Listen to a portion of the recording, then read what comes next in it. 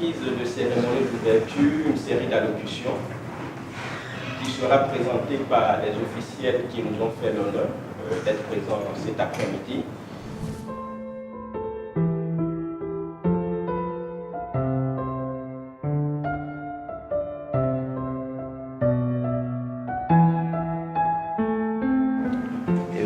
Vous expliquer le contexte de cette activité qui se déroule au lendemain de la journée internationale de la francophonie.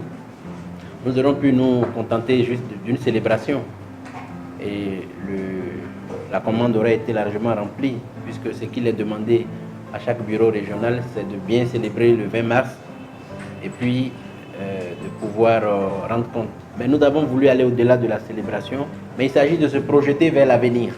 L'avenir, c'est la jeunesse. L'avenir, c'est l'innovation. L'avenir, c'est l'entrepreneuriat. L'avenir, c'est l'emploi des jeunes. Voilà pourquoi, même dans le cadre de ces festivités, nous avons inscrit un thème lié à l'entrepreneuriat des jeunes et des femmes. Donc, il ne s'agit pas que d'un discours, mais il s'agit d'un parcours qui va commencer. C'est important que vous puissiez saisir l'aspect pratique et pragmatique de cette initiative.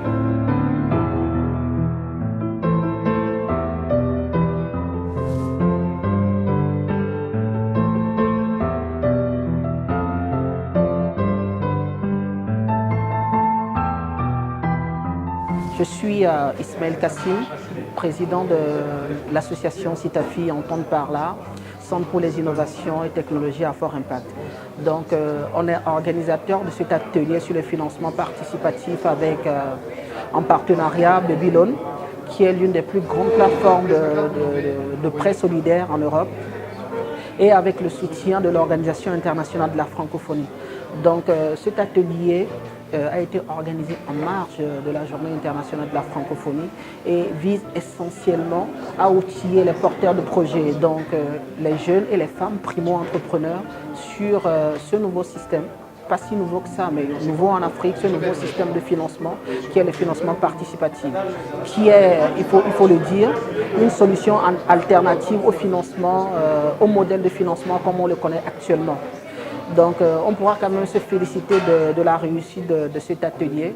On a eu à avoir 50 jeunes et femmes porteurs de projets qui se sont retrouvés avec nous et qui ont eu à suivre cette communication. Aujourd'hui, on nourrit beaucoup d'ambition pour ce modèle de financement pour l'Afrique.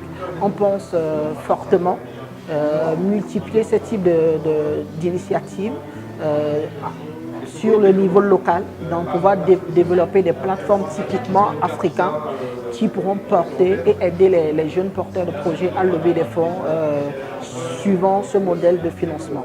Le financement participatif, c'est tout un tas de choses, c'est tout un tas d'outils qui se sont développés depuis une quinzaine d'années, ce qu'on appelle les outils de finance alternative, qui permettent à un porteur de projet de se financer auprès de la foule.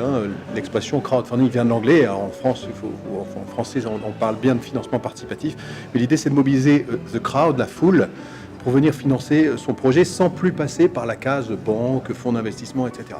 Et toutes ces initiatives qui sont apparues il y a 15 ans se sont démultipliées. Aujourd'hui, vous avez plus de 10 000 sites de financement participatif dans le monde qui financent tout un tas de projets, des tout petits projets comme des projets absolument colossaux. Aux États-Unis, il y a des projets qui lèvent 20, 30, 40 millions de dollars juste sur une campagne de levée. Et à l'autre bout de la chaîne, moi j'ai lancé le site Babylone il y a quelques années en France.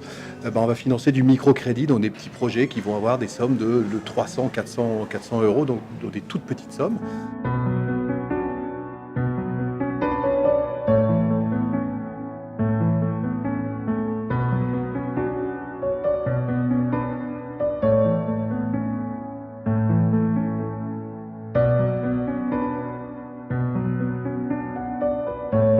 J'avais en face de moi un auditoire qui était extrêmement réceptif à notre sujet, et pour cause, ce sont des porteurs de start-up qui forcément se posent la question du financement de leur projet. Donc j'avais en face de moi des gens qui étaient très très réceptifs, et puis je pense qu'ils ont bien compris l'intérêt du truc. Après, je voulais pas être angélique, donc je voulais pas présenter un format trop idéal du crowdfunding, donc j'ai essayé de présenter les choses en théorie, mais aussi objectivement avec leur qualité, leurs défauts, ce qui est facile à faire, ce qui est moins facile à faire, les pièges dans lesquels il ne faut pas tomber. Et puis après, on a fini cette séance dans un bel échange de questions-réponses très vivant et très agréable. Donc j'ai vraiment beaucoup aimé et j'espère que j'aurai l'occasion de revenir pourquoi pas pour pouvoir annoncer les projets qu'on travaille avec la francophonie.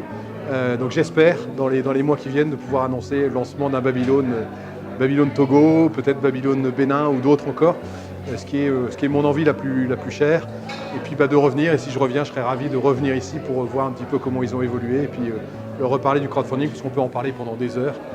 Et c'est vraiment un grand plaisir. Oui, Merci. il y a beaucoup de plateformes de financement dans le monde, financement participatif, mais les plateformes qui marchent aujourd'hui sont celles qui sont animées, et c'est pourquoi nous avons invité le président d'une de ces plateformes de financement participatif par le microcrédit, qui est Babylone. La plateforme au Togo n'existe pas encore.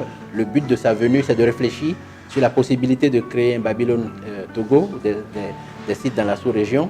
Et ce que nous savons, c'est que des jeunes Togolais ont déjà bénéficié de financement participatif sur d'autres plateformes. Et c'est de pouvoir renforcer les capacités des jeunes à pouvoir mener des collectes à succès, comme c'est le cas pour certains jeunes Togolais. Nous avons des problèmes de financement au niveau des banques. Donc je me suis dit que ça sera le meilleur moyen de venir me former en financement participatif pour avoir à lever des fonds